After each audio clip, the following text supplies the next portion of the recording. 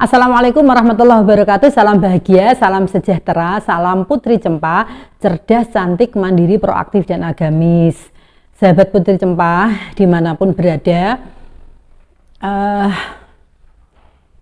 kadang-kadang kita itu mengalami sebuah kezaliman, tingkah laku zalim yang sangat menyakitkan, yang tidak bisa kita lupakan selama kita hidup. Itu perbuatan zalim yang benar-benar sangat menyakitkan. Apa sih zalim itu sebetulnya? Zalim itu adalah menempatkan sesuatu bukan pada tempatnya.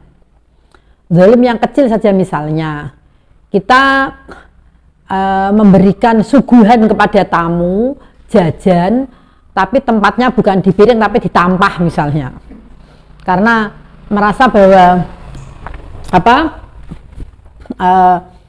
tamunya tonggoku dhewe wong desa kok sing yo dipangan yo nak tampah sing digawe ngenteri beras tapi digawe ada jajan. Kayak ini juga salah satu sebetulnya zalim yang maksud sih gitu aja zalim lah. Definisi zalim adalah menempatkan atau melakukan sesuatu yang tidak pada tempatnya. Lah nek maringi jajan kan macamnya ning piring, macamnya ning ada sing apik kan begitu. Bukan kemudian ada tampah yang biasanya diginganu beras. Nah, ini perbuatan zalim yang kecil. Terus kemudian misalnya lagi apa sih perbuatan zalim itu? Perbuatan zalim yang dilakukan bahwa itu tidak pada tempatnya. Misalnya kita minum tapi tidak di gelas, tidak dicangkir, tidak di kendi. Kan tempat minum itu kan ada kendi, ada cangkir, ada gelas, ada tapi langsung dari teko dijeros. Itu teko yang 2 liter yang langsung diminum misalnya. Itu kan berarti zalim kan. Minum itu mestinya ya teko disok ning gelas gitu kan. Atau kalau kendi memang oke, zaman muda tapi zaman kuno. Tapi kalau langsung teko yang 2 liter langsung seret, yang penting tak entekno koncoku ben rauman lah misalnya. Itu juga salah satu definisi perbuatan zalim. Nah, ada perbuatan zalim yang bisa dimaafkan kalau hanya sekedar perbuatan yang tidak pada tempatnya tetapi tidak merugikan, tidak menyakitkan, tidak membuat orang lain itu merasa tidak dihargai atau merasa terzolimi. Oke lah, nggak masalah kalau sekedarnya begitu-begitu bisa dimaafkan, nggak masalah.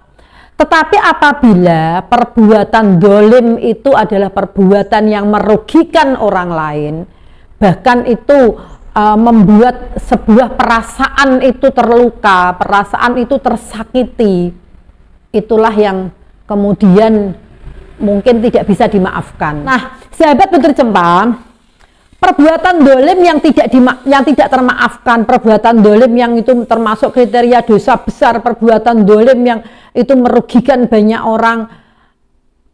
Apa sih yang mesti dilakukan untuk menebusnya? Kalau saya katakan kalau sebuah kezaliman itu kayaknya sulit. Yang bisa menebus itu diri kita sendiri. Tidak bisa kemudian kalau ada kasus hukum misalnya, oke damai ngasih duit gini, apakah itu selesai? Enggak. Selesai seketika ngambil duit iya, tetapi semesta tidak menyelesaikan. Pasti suatu ketika akan berbalik kepada diri kita. Pasti itu. Istri yang selingkuh kepada suaminya, suami yang selingkuh kepada istrinya, pasti akan terbalaskan. Anak yang durhaka kepada orang tuanya, orang tua yang menelantarkan anaknya, pasti terbalaskan. Entah bentuknya seperti apa. Tetangga yang tidak rukun dengan tetangganya, misalnya orang yang tidak rukun dengan tetangganya, kemudian saling berseteru, pasti terbalaskan. Kezaliman penguasa, kezaliman pejabat, kezaliman pemerintahan.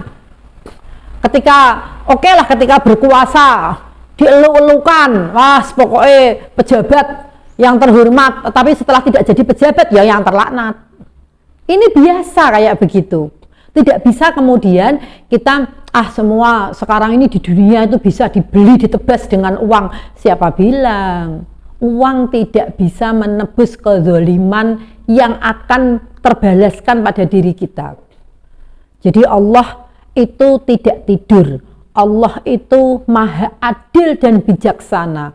Tidak bisa disuap, tidak bisa direkayasa, tidak bisa diintervensi. Lewat mana? Lewat alam semesta ini, karena alam semesta ini yang mengendalikan kan Gusti Allah. Nah, perbuatan dolim yang sangat tidak bisa diampuni itu zalim yang bagaimana? Yang pertama itu zalim kepada orang tua. Teman-teman, naudzubillah summa naudzubillah. Apabila ada seorang anak yang zalim kepada orang tua atau seorang remaja yang mendolimi orang yang lebih tua, artinya bukan orang tuanya kandung ya, kita anak muda, kemudian ada orang yang lebih tua, terus kemudian kita menyia-nyiakan, menghina, kemudian mendolimi, meskipun itu bukan orang tua kita kandung, itu juga zalim yang sulit untuk ditebus. Jadi harus hati-hati. Anak-anak muda kalau terlihat orang tua perlu bantu, cakap-cakap dibantu. Karena itu berkahnya ada. Cepat langsung. Itu orang tua kok, jangan itu orang yang sudah tua kok. Walaupun itu bukan orang tua kandung kita. Mungkin Pak D, mungkin Bu D, mungkin Om, mungkin Tante, mungkin tetangga, mungkin orang yang sama sekali tidak kita kenal. Tapi kalau itu memang lebih tua dari kita, ya sudah selayaknya kita harus membantu memang kalau jika diperlukan. Minimal jangan mengganggu. Jangan mendolimi. Apalagi terhadap orang tua kandung kita. Nek perlu dalam kondisi genting apapun, misalnya pulang, ya ceket-ceket pulang, sudah, tidak ada yang lebih penting daripada orang tua. Jangan pernah mendolimi orang tua. Yang kedua, dolim yang sulit termaafkan. Wes pokoknya dunia masuk gak termaafkan. Ya boleh kalau masih hidup ya mesti tobat tetap diterima. Tetapi kita itu akan merasakan berat gitu loh dalam hidup itu. Yang kedua adalah dolim terhadap anak yatim. Di dalam Al-Quran sendiri kalau kita sebagai seorang muslim kan sudah jelas toh, siapa sih yang mendolimi anak yatim itu termasuk yang mendustakan agama, na'udzubillah min dzalik, semua na'udzubillah min dzalik. Jadi dolim terhadap anak yatim. Anak yatim itu siapa? Ya anak yang tidak punya ayah, masih kecil, masih balik, bukan seperti saya misalnya wis tua randuwe ayah lah, wis tua. Yang masih kecil, yang masih belum usia balik, sudah tidak punya orang tua, tidak punya ayah, tidak punya ibu, itu kategorinya sudah masuk yatim. Kalau sudah seperti itu, wes, kowe apa dimusuhi lo mending ngalah. Misalnya wes wongnya nuwah kalepol, kok masa aku ditantang, nah wes ngalah minggir daripada emosi. Nah wes mau emosi lupa daratan, malah kita nanti bisa ngelawan, bisa ndolim, wes mending ngalah. Kenapa kamu? Karena mami. Karo cah cilik, iku cah yatim. Mas waneni, moh iku bocah yatim, wis mending aku minggir ae, aku ngalah. Ya aku yatimnya telem tak waneni lah wong dhek salah kok. Wis elah, mending aku ngalah. Itu. Wis ngalah itu tidak kalah kok. Daripada kita meladeni sesuatu yang nanti berat balasannya untuk diri kita, mending kita minggir, ngalah sudah. Dan yang ketiga adalah zalim terhadap fakir miskin. Orang yang fakir, orang yang miskin, orang yang papa, tidak punya apa-apa. Kemudian kita masih tegel menyakiti, masih tegel memohongi, masih tegel nipu. Naudzubillah min dzalik. Wis ana wong ora duwe, prah wonge bodoh, ora pengalaman, kuper. Mosok ditegel ngakali, astagfirullahalazim. Itu tidak bisa.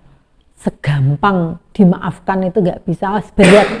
Berat para rawuh saestu dolim kok karo wong miskin, wong ora duwe apa-apa. Naudzubillah min dzalik. Jadi ingat, ana zalim sing bisa dimaafkan, tapi ada zalim yang sulit termaafkan. Itu zalim kepada orang tua, zalim kepada anak yatim, zalim kepada kaum fakir miskin.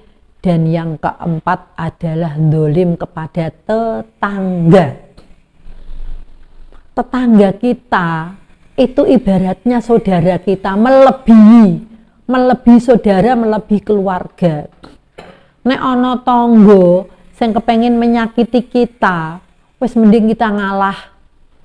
Di tangga kok eleke ngono wis elek lah, sangger minggir. Wis ora usah dilawan nek karo tangga. Diki kalah-kalahan lah. Tonggoku uyah njaluk, brambang njaluk, lombok njaluk, terasi njaluk, wis ora apa-apa kei nek anyen ana. Oh gak usah dirasani, gak usah, mending kita bisa memberi daripada meminta. Kalau sudah dengan tetangga, sudahlah, kita toleransinya harus tinggi. Siapa lagi yang akan baik dengan kita kalau tidak tetangga kita yang dekat dengan kita? Kalau kita, aku dulurku akeh kok, iya tapi nak Papua, nak Bengkulu, nak Jambi, ya mending tonggone toh, berbuat baik dengan tetangga. Jangan sampai kita zolim kepada tetangga. Itu juga luar biasa afatnya, luar biasa kifaratnya untuk kita. Dan yang terakhir, jangan sampai kita zolim kepada guru kita. Na'udzubillah min dzalik. Lah wong guru sing ngajari pinter kok dizolimi. Malah kadang-kadang di belakang itu diserang, dielek-elek, diejek, dinyek. Gurunya aku kok kalau di guru lho. Wis pokoke tak keleki terus, kecut kelek aku tak kelek tak ambung misalnya. Na'udzubillah min dzalik. Terus kemudian bercanda-bercanda yang kadang-kadang sampai menyakitkan hati guru kita, jangan. Jadi ndolim karo guru kualat wis gurune sapa wae aja aku ra mbek biyen duwe guru killer pokoke lucu guruku. Wis biarin. Kita doakan yang baik-baik untuk guru kita. Jangan ndolim dengan guru. Teman-teman, ketika kita sadar bahwa ada beberapa orang yang memang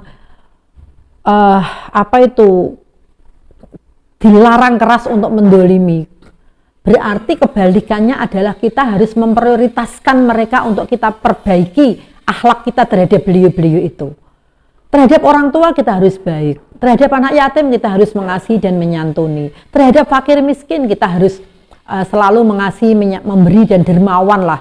Kepada tetangga kita harus rukun, antrem, ayem, rukun dan sentosa. Kepada guru kita harus hormat, taat, dan juga menghargai sepanjang masa. Nah, artinya di satu sisi memang kita dilarang keras untuk mendolimi beliau-beliau itu, pokoknya juga diganggu, tidak ada toleransi, tidak boleh diganggu gugat. Tapi di satu sisi kita harus memprioritaskan kebaikan kepada orang-orang tersebut. Nah, kalau teman-teman ada sharing, ada pendapat, silahkan. Siapa lagi yang tidak boleh kita zolimi? Prioritas. Tidak hanya 5 orang itu, ada tambahan lagi, silahkan komen. Boleh, nggak apa-apa. Cuman kita akan mengupasnya adalah bahwa perbuatan dolim itu kifaratnya luar biasa. Mungkin tidak seketika, tidak instan. Kadang-kadang kita melihat orang yang pernah mendolimi kita itu mendapatkan sebuah azab di depan mata kita. Terus kemudian kita begini, syukurin, aku nyendungo, muga-muga kowe ku cilaka nak ngarepanku, ben aku ngerti. Naudzubillah min dzalik. Jangan. Wis pira-pira ndek gelem dadi wong dolim. Kita mestinya, meskipun kita tahu bahwa orang itu zalim pada kita, kok kena musibah ya tetap ditolong. Ya Allah Gusti, kok ya apa mau? Kenapa ki mau? Biar tambah izin. Jadi orang yang menyakiti kita, mendolimi kita ketika kena musibah kan kita yang menolong, kita yang membantu. Wes ben tambah izin, ben ini ditutupi terus. Jangan malah membalas, tetapi kita membalas yang lebih baik. Itulah akhlak yang mulia, biar tambah izin. Nah gitu. Jadi ada kezaliman yang memang bisa dimaafkan, tetapi ada yang tidak bisa dimaafkan. Nah, apa itu zalim? Adalah melakukan sesuatu, menempatkan sesuatu tidak pada tempatnya. Itu diingat-ingat. Bahwa kalau kita melakukan sesuatu atau menempatkan sesuatu tidak pada tempatnya, itu sudah menjadi tanda-tanda kita zalim. Apakah kita sering melakukan itu? Menyajikan kepada suami kita ngombe nak nggone kaleng bekas susu misalnya.